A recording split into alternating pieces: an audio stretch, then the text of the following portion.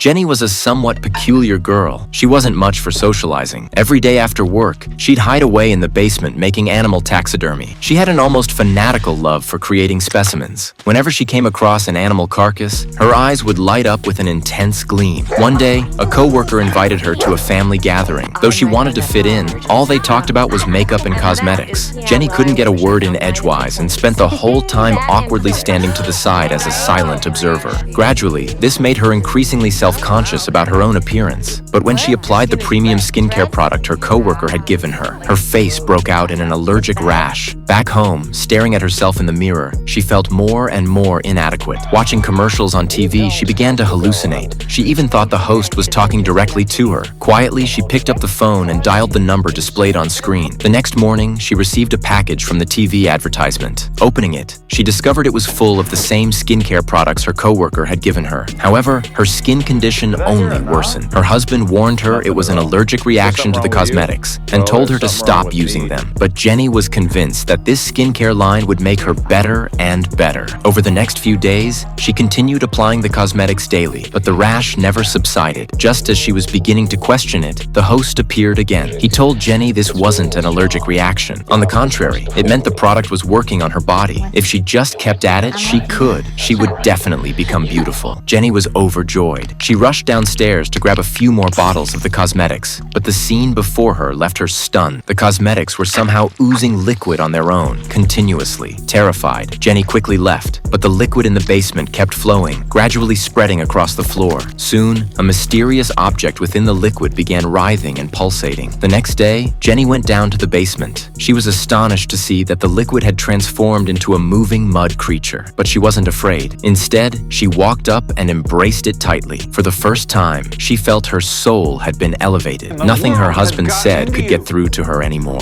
Finally, unable to take it, he started yelling at her. But in a fit of rage, Jenny suddenly pulled out a small knife and plunged it straight into her husband's forehead. He tried to call for help, but Jenny from behind grabbed an axe and swung it down on him. Her husband quickly collapsed in a pool of blood and stopped breathing. Jenny had completely lost her mind. She followed the mud creature's trail to the bathroom. By now, it had dissolved into a bathtub full of liquid. Jenny seemed to sense some kind of calling. She quickly climbed in, and then the cosmetics slowly consumed her, bit by bit, until nothing remained.